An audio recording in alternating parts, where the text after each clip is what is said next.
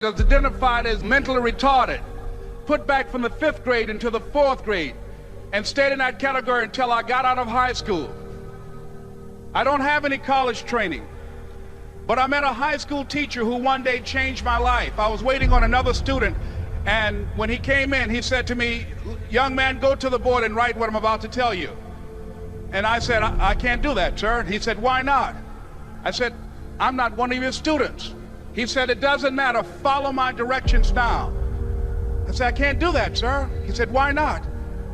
I said, "Because I'm educable mentally retarded." And he came from behind his desk and he looked at me. He said, "Don't ever say that again. Someone's opinion of you does not have to become your reality."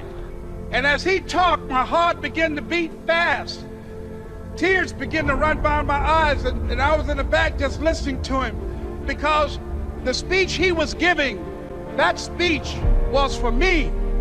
And he said, "Les Brown," he said, "if you want to do anything worthwhile in life, you've got to be hungry." I told Mr. Washington I wanted to become a disc jockey. And so I started working to develop myself. He said, "I want you to practice every day being a disc jockey." I said, "But I don't have any job now." He said, "It doesn't matter." He said that it's better to be prepared for an opportunity and not have one than to have an opportunity and not be prepared.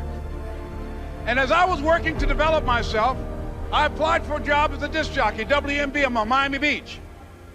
I went to a guy named Milton Butterball. I said, "How you doing, Mr. Butterball? I'd like to get a job as a disc jockey." He looked at me, he said, "You have any broadcast background?" I said, "No, sir, I don't." "You have any journalism background?" I said, "No, sir, I don't."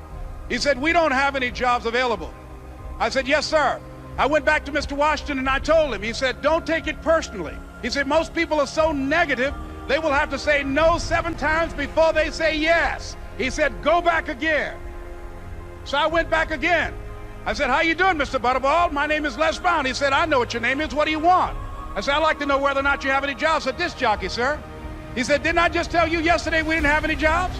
I said, "Yes, sir, but I know whether or not somebody got laid off or somebody was fired, sir." He said, "No one was laid off or fired. Now get on out of here." I came back the next day like I was seeing him for the first time. I said, "Hello, Mr. Butterball, how are you?" He looked at me with rage. He said, "Go get me some coffee." I said, "Yes, sir." And I went to get him some coffee. After a while, I would get their lunch and dinner, and I would go in the control rooms and take the disc jockeys their food, and I would not leave until they would ask me to leave. One Saturday afternoon, while I was at the radio station, a guy named Rock was drinking while he was on the air.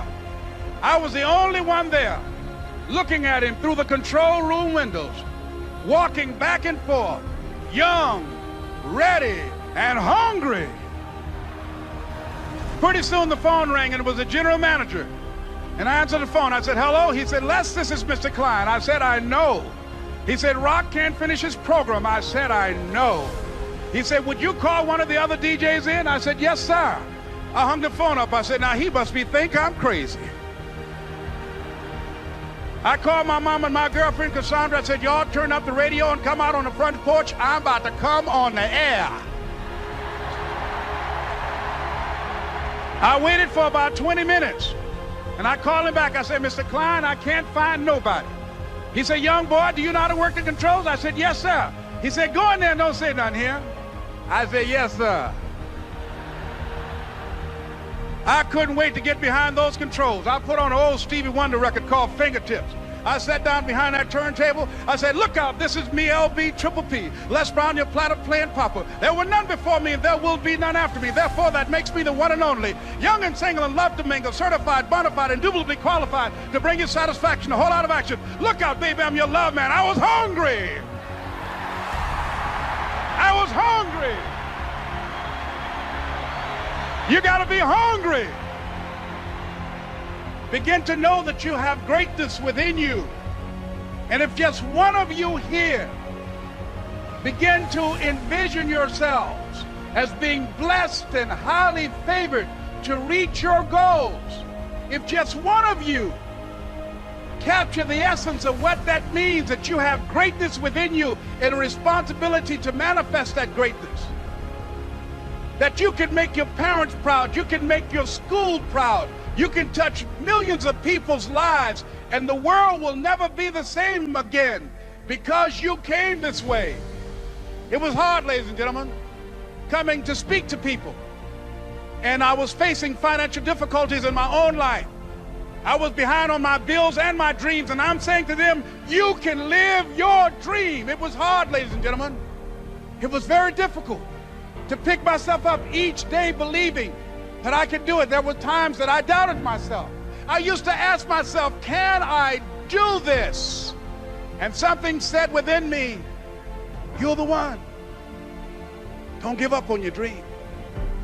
By continuing to push forward, by continuing to run toward my dream, that one day I would have my own talk show. It's a long shot, ladies and gentlemen, from Liberty City, an abandoned building on a floor, never knowing my mother or father. It's a long shot. Being here with you today in this dome in Atlanta, it's a long shot. No college training, labeled educable, mentally retarded, but I kept running toward my dream. Don't stop. Don't stop running toward your dream.